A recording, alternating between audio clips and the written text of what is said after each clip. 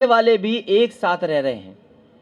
और आज सबसे ज्यादा हमारे भारत की संस्कृति को, भारत की एकता को और भारत के लोगों के बीच में अगर कोई सबसे ज्यादा नफरत फैला रहा है तो वो भारतीय जनता पार्टी के लोग हैं। भारतीय जनता पार्टी लगातार कभी धर्म के नाम पर, कभी जातियों के बीच में नफरत फैलाने का काम कर रहे हैं। आज मैं मिर्जापुर में शिविर करके आया हूं और इन शिविरों के माध्यम से हम अपनी पार्टी के कार्यकर्ता नेताओं को इस बात को जरूर बताते हैं कि आने वाले समय में किस तरह का संकट है और अगर इस संकट से नहीं बचाया तो हमारे लोकतंत्र को खतरा पैदा हो जाएगा। हम समाजवादियों की पहचान है हमारा व्यवहार, हमारा रास्ता जो है वो सेकुलर है। हम जहां सोशलिस्ट हैं वहीं हम सेकुलर भी हैं। और सोशलिस्ट होना और उस रास्ते पे चलना कितना कठिन काम है, और उसी तरीके से कम्युनल होना बहुत आसान है। लेकिन अपने देश की संस्कृति और सेकुलरिज्म के रास्ते पे चलना मुश्किल है।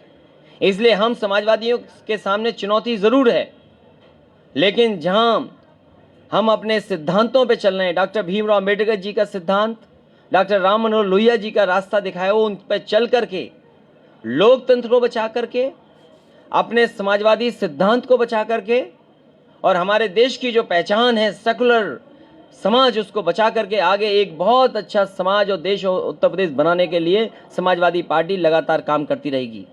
आज तक जो भारतीय जनता पार्टी ने फैसले लिए हैं उससे हमारी अर्थव्यवस्था को नुकसान हुआ है, भारत के लोगों का नुकसान हुआ है। कहां भारत को $5 ट्रिलियन इकोनॉमी का सपना दिखाने वाली भारतीय जनता पार्टी इस बजट में एक बार 5 ट्रिलियन की बात नहीं कही।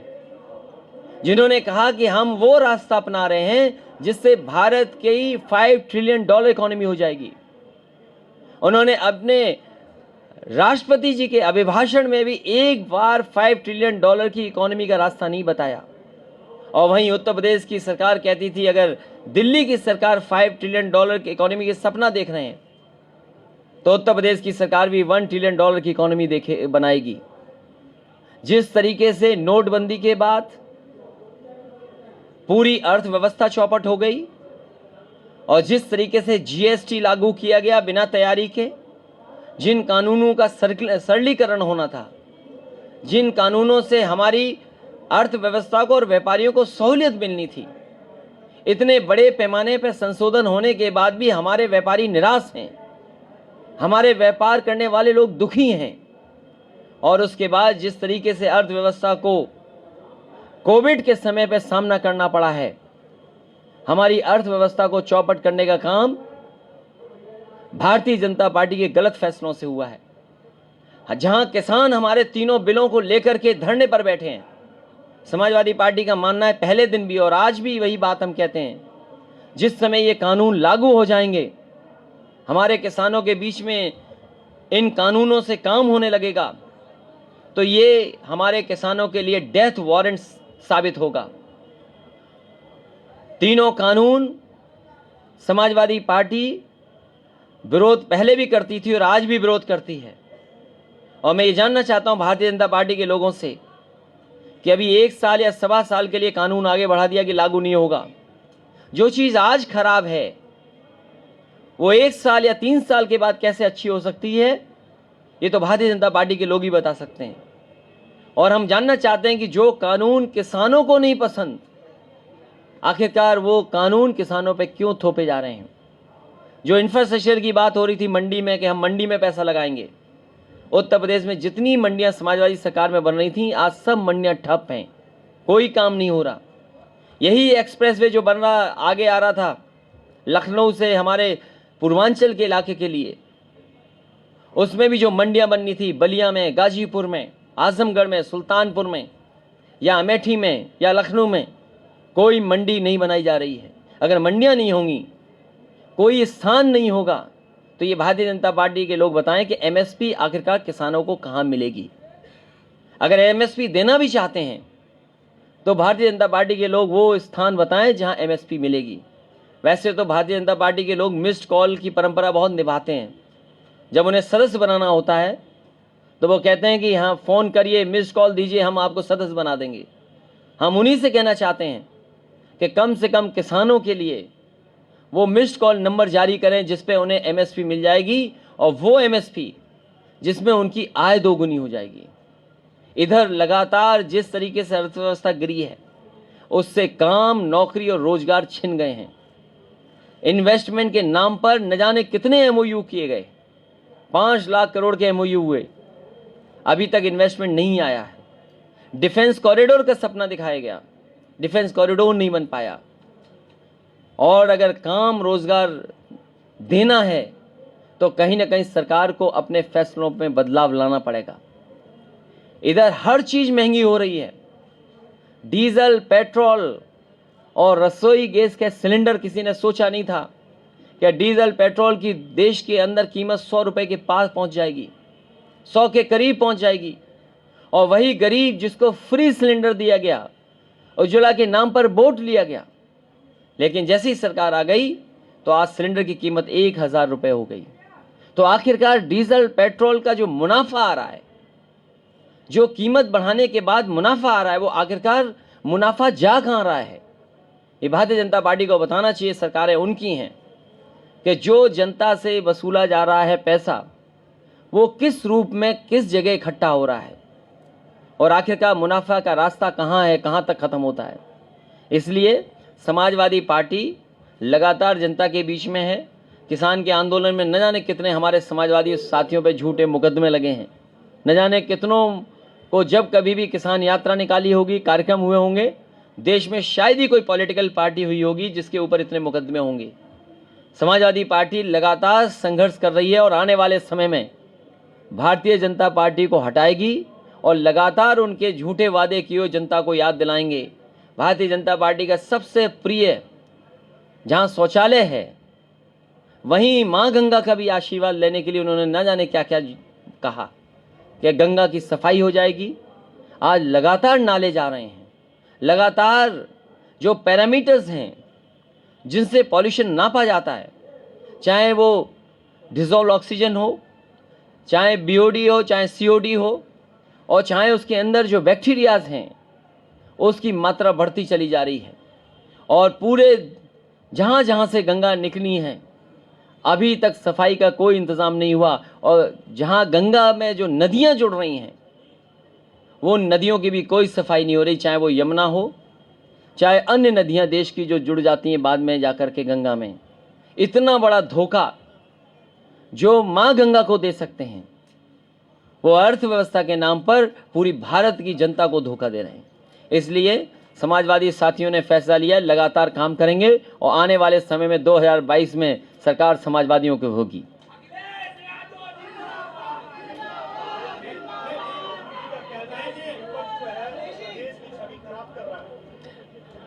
आप अगर उनके विधानसभा के भाषण सुन लेंगे, पूरे देश के इतिहास में और इस डेमोक्रेसी में, और खासकर उत्तर प्रदेश की जो विधानसभा के परंपराएं रही हैं, उसमें अनपार्लियामेंट्री वर्ड्स अगर सबसे ज़्यादा किसी ने इस्तेमाल किए होंगे तो वो भारतीय जनता पार्टी के मुख्यमंत्री हैं, और वो मुख्यमंत्री हैं जिन्होंने अपने मुकदमे भी वापस लिए हैं। अगर आपने सच दिखा दिया तो ठोक दिए जाओगे।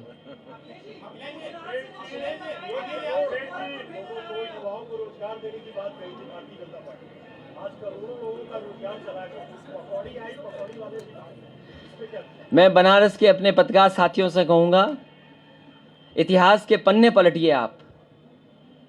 और इस देश में एक ईस्ट इंडिया कंपनी आई थी, हम लोगों ने जाना ही नहीं होगा। एक कानून कहीं पास हुआ और वो सरकार बन गई। ईस्ट इंडिया कंपनी जो कंपनी थी, एक कानून से वो सरकार बन गई। और हमारी सरकार जो है वो पता नहीं क्यों कंपनी बनने के रास्ते पे जा रही है।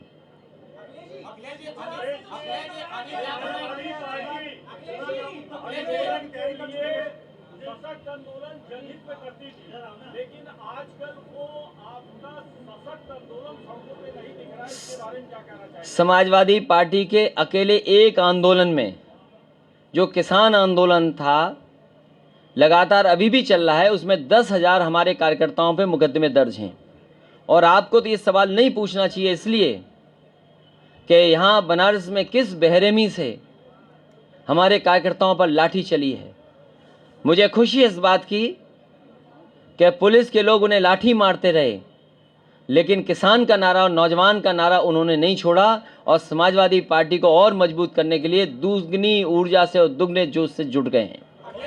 और हम तो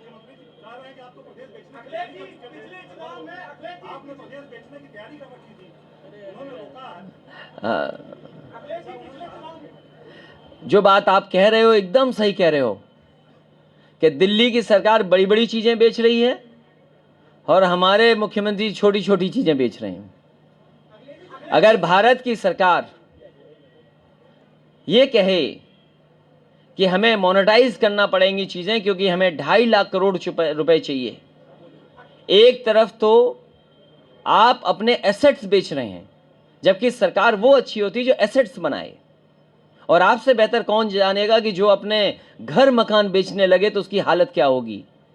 और फिर बड़े सरकार पे तो बड़ी चीजें बेचने को हैं, हमारे मुख्यमंत्री जी पे तो छोटी चीजें बेचने को हैं। उन्हें अगर दिखाई दे गया तो छोटी चीज बेच देंगे।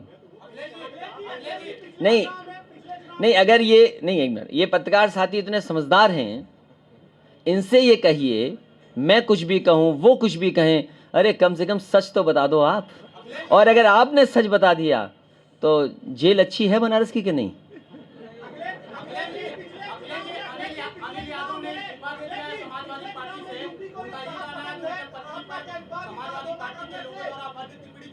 देखो, ये कांग्रेस वाली भाषा यहां मत बोलो। अरे ये छोटे छोटे कार्यकर्ताओं में लड़ाई झगड़ा चलता रहता है। ये हमारे समाजवादी लोग नया नया सीखे हैं व्हाट्सएप, इसीलिए ट्रेनिंग। ये हमारे पार्टी के कार्यकर्ताओं से कहूंगा कि आप भारतीय जनता पार्टी और कांग्रेस के रास्ते पर मत जाइए। हम अपने समाजवादी कार्यकर्ताओं से कह रहे हैं कि आप लोग भारतीय जनता पार्टी की तरह भाषा इस्तेमाल मत करिए और कांग्रेस जैसी साजिश वाले रास्ते पर मत जाइए। आपका रास्ता साफ है, आपको लोकतंत्र बचाना है, आपको समाजवादी रास्ता अपनाना है, सेकुलर रास्ता आपको तय करना है। महिला सम्मान इससे ज्यादा क्या होगा? हमारे बगल में भी महिला बैठी हैं।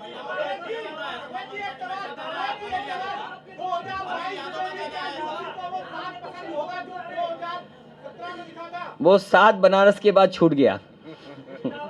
और आने वाले समय में समाजवादी पार्टी ने तय किया है कि समाजवादी पार्टी बड़ी पार्टियों से गठबंधन नहीं करेगी, छोटे पार्टियों के साथ गुंजाइश समाजवादी पार्टी रखेगी।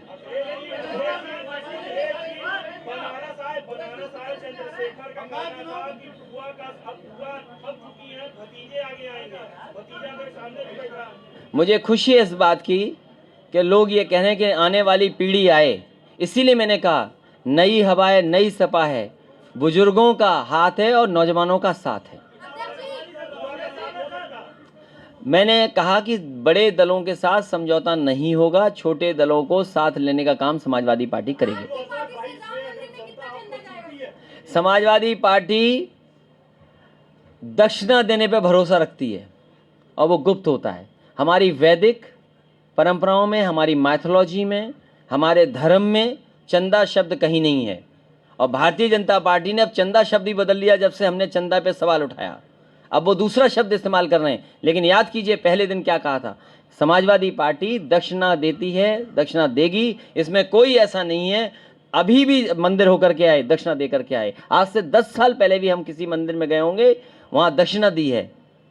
ये फर्क समझिए, आप नई पीढ़ी की हैं, कम से कम ये बात तो आप समझिए। मैंने आपसे कहा कि समाजवादी पार्टी का रास्ता विकास का रास्ता है।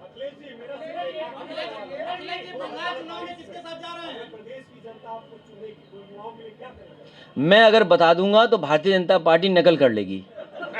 और मैं नकल बताता हूं आपको, नकल बताता हूं।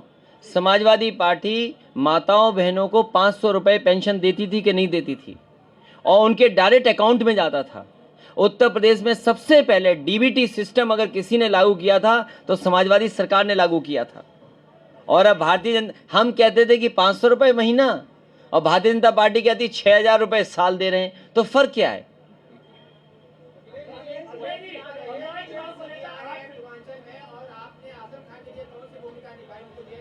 आप बचाओगे हमें और आजम खान साहब के पास झूठे मुकदमे हैं। समाजवादी पार्टी लगातार परिवार के साथ है, आजम खान साहब के साथ है। ये लड़ाई कागज और कानून की है। और आप तो बनारस में जानते हो, देखते होगे, कोई ऐसो नाराज हो जाए कोई भी मुकदमा लग जाएगा आप पर। कोई भी तहसीलदार नाराज हो जाए कहीं भी नाप लेगा।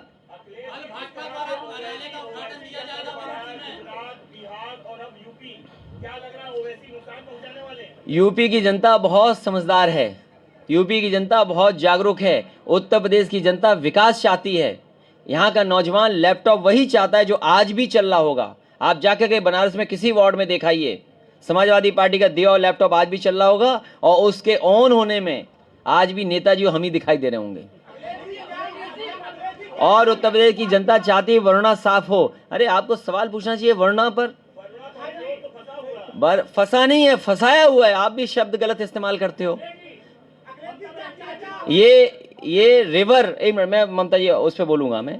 ये जो रिवर्स साफ करने का तरीका है कि रिवर्स कैसे साफ बहे हमारे शहर में, जो गोमती मॉडल है, वही अंतोगत्वा सरकारों को अपनाना पड़ेगा कि एक भी नाला नदी में न जाए। अगर कोई नाले का गंदा पानी जाए तो वो साफ होकर के जाए। और यही पहला गंगा एक्शन प्लान था। और आज भी भारतीय जनता पार्टी की सरकार ने इतने सालों के बाद गंगा नहीं साफ कर पाए। आप लखनऊ में 900 मीटर केवल सड़क जोड़ देंगे, पहला शहर होगा देश का जिसमें शहर के अंदर पूरी साफ सुथरी गोमती चल रही होगी।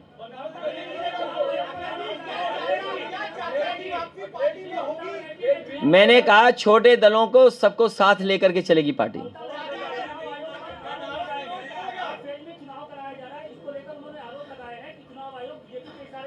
मैं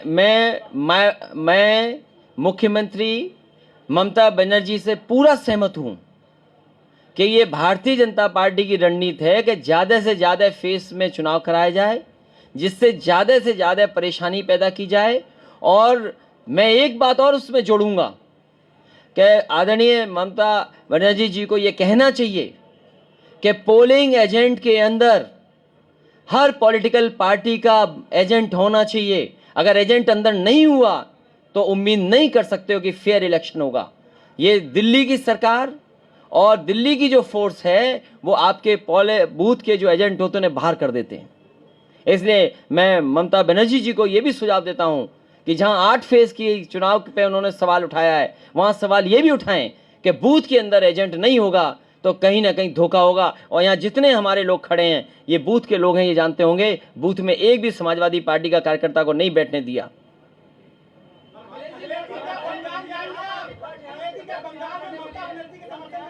मैं यहीं से जितने भी हमारे समर्थक हैं, शुभचिंतक हैं, जानने वाले, हम सबसे कहेंगे ममता बनर्जी जी का समर्थन करें, उन्हें जिताएं, फिर एक सरकार बनाएं।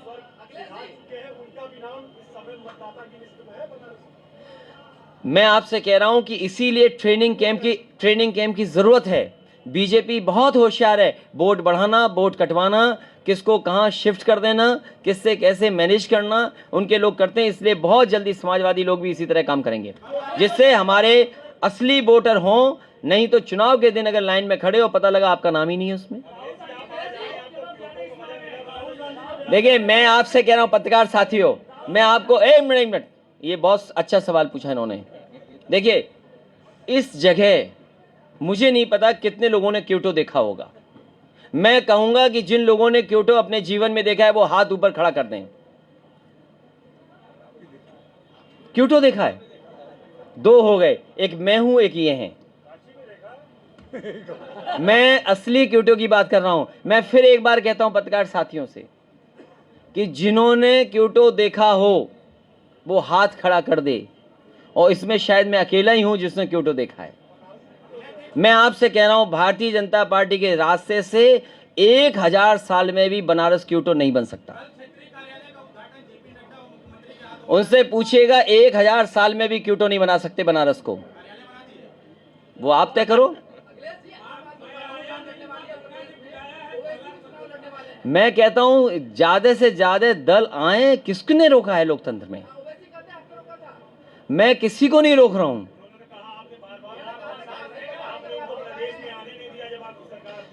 तो उन्हें तो अच्छा लग रहा होगा कि और दूसरे लोग आने दे रहे हैं, लेकिन आइए उत्तर प्रदेश में, किसी रोकने की जरूरत नहीं है। उत्तर प्रदेश का वोटर समझदार है। इस बार वो देख रहा है 100 नंबर गाड़ी जो 112 हो गई। बताओ अच्छी योजना थी कि नहीं थी? एम्बुलेंस चल रही थी कि नहीं चल रही थी? वर्णा कॉरिडोर, आपके फ्लाईओवर्स, आपके 4 लेन 6 लेन, आपका पूर्वांचल एक्सप्रेस समाजवादियों ने दिया। ये जो एक मिनट जो प्रधानमंत्री जी से शिलान्यास कराया गया, पूरी जमीन समाजवादी पार्टी ने ली थी। उसका अलाइनमेंट समाजवादी पार्टी का है। टेक्निकल जितना भी डॉक्यूमेंट्स तैयार करने थे वो समाजवादी सरकार के थे। अरे हमारे मुख्यमंत्री तो जानते नहीं है फ्लाईओवर कहाँ बनना है, कलवर्ट कहाँ बनना है, वे साइड एमिनिटीज क्या होती हैं, मीडियन क्या होता है। अरे हमारे मुख्यमंत्री जानते ही नहीं, इसलिए 4 साल से ज़्यादा समय लगा दिया। और दुर्भाग्य इस बात का है कि एक्सप्रेस वे से बनारस को नहीं जोड़ा गया। इससे बड़ा दुर्भाग्य क्या हो सकता है? आपके जोड़ने में कितना टाइम लगेगा? गाजीपुर में जिस हिस्से से जा रहा है, अगर एनएचआई के अलावा एक्सप्रेस वे से जुड़ जाता तो सोचो आप कैसी बात होती। तो आपको भी वही एक्सप्रेस वे पे चलने का मौका मिलता जिस तरीके से आप दिल्ली से लखनऊ चले जाते हो और 200 की भी स्पीड पता नहीं लगती कहाँ जा रही है। सबसे ज्यादा मेडिकल कॉलेज, सबसे ज्यादा 4 लेन 6 लेन, बिजली का काम। आप मुझे बताओ बनारस में अंडरग्राउंड केबलिंग किसने दी? वर्णा किसने दी? किस मोहल्ले में लैपटॉप दिया कि नहीं दिया? गाजीपुर में मेडिकल कॉलेज किसने दिया? गाजीपुर में ताड़ी पार वाली सड़क किसने दी? यहाँ पे जो ब्रिजेस हैं वो किसने दिए? घाट किसने दिए? घाट पे गाना किसने दिया? बिजली 24 घंटे किसने दी? और हमारी मत मानो, अपनी मत कहो, वो जो बुजुर्ग हैं जिन्हें रिटायर कर दिया, अरे जो बुजुर्ग हैं, श्यामदेव चौधरी जी है, सुनिए एक मिनट। अगर हमारी मत मानो, अपनी मत कहो, अरे कम से कम उन बुजुर्ग का कहना मान लेना। और याद रखना, उस समय जो जिलाधिकारी थे और उस पुलिस कप्तान थे, उन्होंने मुझसे कहा कि इनका धरना तुड़वा दो, नहीं जान चली जाएगी। क्योंकि भूख हड़ताल पे बैठ गए इसलिए कि प्रधानमंत्री जी के क्षेत्र में बिजली नहीं आ रही है 24 घंटे। जब मैं उनसे मिला, मैंने उनसे कहा, एक ही निवेदन मैंने उनसे किया। मैंने कहा क्योंकि प्रधानमंत्री जी का ये क्षेत्र है तो मैं आज ही 24 घंटे बिजली कर रहा हूं, लेकिन प्रधानमंत्री जी से ये कहना कि उत्तर प्रदेश का बिजली का कोटा बढ़ा दो। लेकिन आज इतने साल हो गए हैं, आज भी उत्तर प्रदेश का बिजली का कोटा तो बढ़ा नहीं। लेकिन आप जब घर जाओगे और अगले महीने जब बिजली का बिल आएगा तो ज़्यादा दोगे कि कम दोगे? हम कुछ नहीं बताएंगे, बीजेपी वाले सुन के कर देंगे।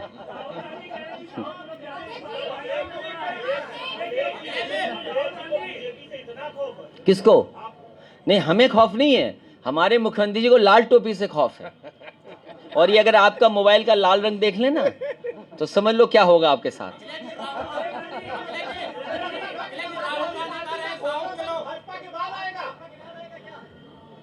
पहले भारतीय जनता पार्टी से कहो कि अपना संकल्प पत्र देखें, उसमें उन्होंने जो वादे किए थे पूरे हो पाए हैं 5 बजट में कि नहीं हो पाए हैं। हम नहीं बताएंगे क्या क्या आएगा, क्योंकि सब नकल भारतीय जनता पार्टी कर लेगी।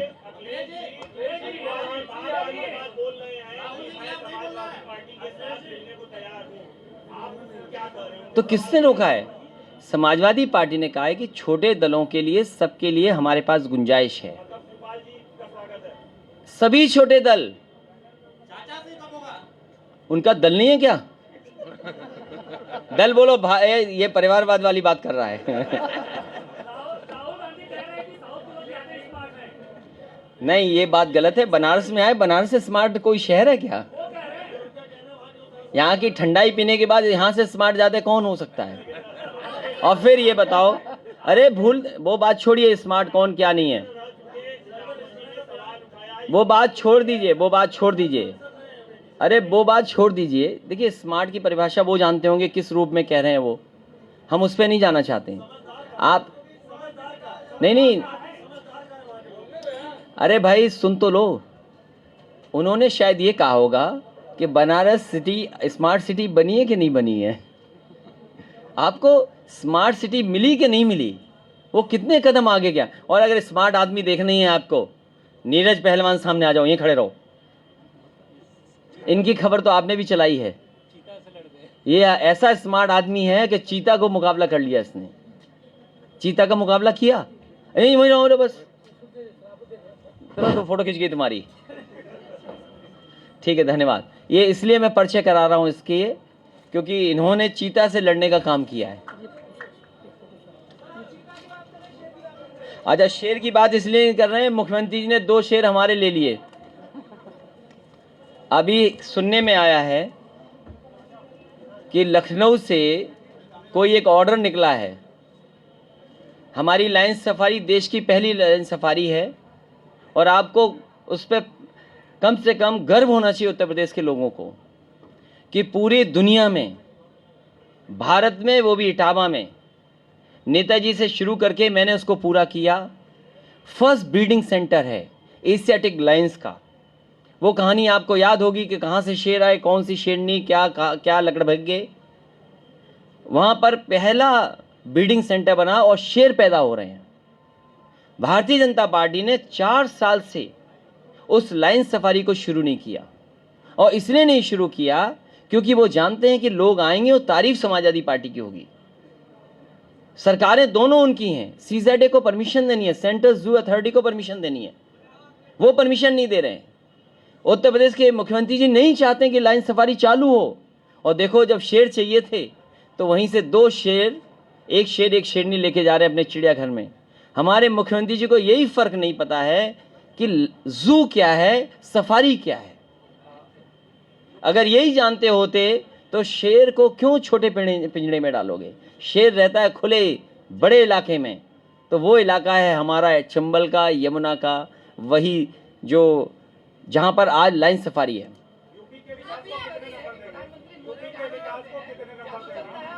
यूपी के विकास को उन्होंने तो उद्घाटन किया, शिलान्यास किया, एमओयू का एमओयू किया। क्या नंबर दें अब उन्हें?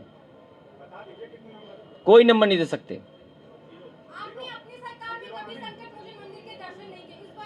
मैं सरकार से पहले भी गया था, संकट मोचन के पुजारी, और जब हमारा परिचय नहीं था, एमपी था मैं, तब गया हूं मैं संकट मोचन में। अरे हम न जाने कितनी बार गए मंदिर में। लेकिन ये जमाना ऐसा है, बीजेपी ने कहा है कि अगर कोई पूजा करते हो तो उसका प्रचार करो।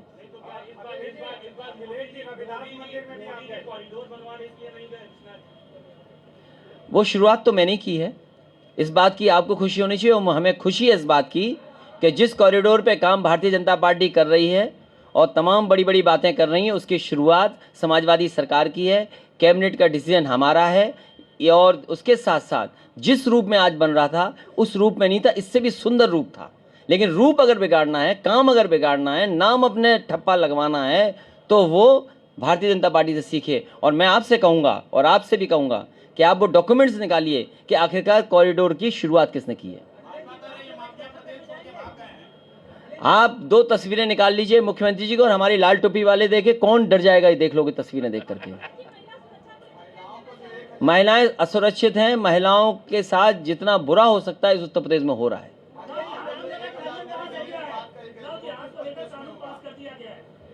जबरदस्ती तो किसानों के कानून पास हुए दिल्ली में, वही तो मैं कह रहा हूं कि दिल्ली की नकल उत्तर प्रदेश कर रहा है। अगर दिल्ली में 3 कानून बिना बहुमत के पास कर दिए राज्यसभा में, तो उत्तर प्रदेश में वही परंपरा है कि अपर हाउस में जहां बहुमत है, जहां बहस हो, जहां हम अपनी बात कह सकें, वहां बहस ही नहीं कर रहे। सभी कानून उन्होंने पास कर दिए। ये लोकतंत्र पे भरोसा रखने वाली पार्टी नहीं है। मैंने आपसे कहा कि दक्षिणा देने जाऊंगा, तो दक्षिणा कब दी जाती है? तो ठीक है, समझदार आदमी है।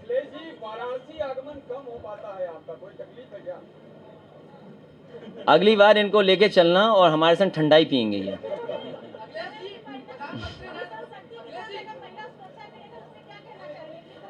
जो महिला सुरक्षा के लिए काम हुए थे 1090, अलग से पुलिस को इंस्ट्रक्शंस थे, वो अगर आज भी सरकार चाहे तो पुलिस को इंस्ट्रक्शन दे दे तो महिलाएं सुरक्षित होंगी। लेकिन पुलिस केवल इसलिए इस्तेमाल कर रहे हैं कि विरोधी लोगों को परेशान कर लो। विरोधी लोग कहाँ हैं, उन पर झूठे मुकदमे लगा दो।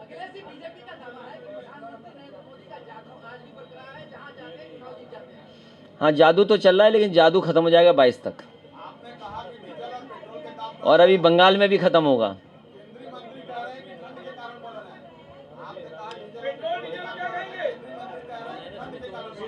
किसकी वजह से? और एक मंत्री ऐसे थे, कहते थे कि अगस्त में बच्चे मरते ही हैं, मरते हैं। तो आप बीजेपी के बारे में क्या कहोगे, क्या तर्क दे रहे हैं?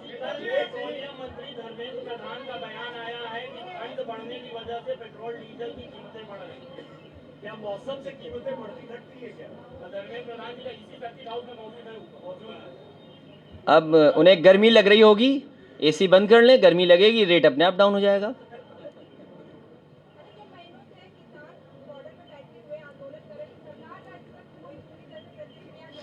वो किसान सरकार हटा के ही हटेंगे। यूपी बजट किसी लायक नहीं है।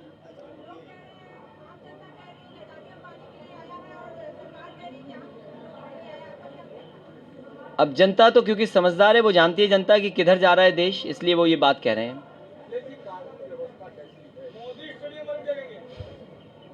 जो खेलते नहीं खेल, उनके नाम पे स्टेडियम है, और हम लोग स्टेडियम बनाते हैं खेलने के लिए। बैलेट पे आप भी पड़वा दो वोट, तो हम तैयार हैं उसके लिए।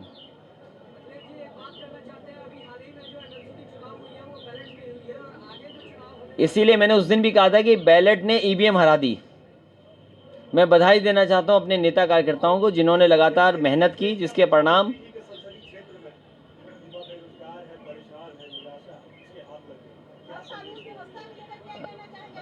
मैं आपके माध्यम से और हमारे जितने भी समाजवादी साथी हैं, मैं इतना ही कहना चाहता हूं कि अगर भारतीय जनता पार्टी रहेगी तो काम, रोजगार, नौकरी किसी के हाथ में नहीं आएगी। जो वादा किए हैं उसके विपरीत काम भारतीय जनता पार्टी करती है। याद कीजिए, नोटबंदी में कहा कि भ्रष्टाचार खत्म हो जाएगा। क्या भ्रष्टाचार खत्म हो गया? आज बाजार में न जाने कितने गुना पैसा सर्कुलेट हो रहा है। इसलिए काम, नौकरी, रोजगार, अर्थव्यवस्था तभी बेहतर होगी जब भारतीय जनता पार्टी यहाँ से साफ हो जाएगी। हमें उम्मीद है कि उत्तर प्रदेश की जनता आने वाले समय में भारतीय जनता पार्टी को हटाएगी। धन्यवाद।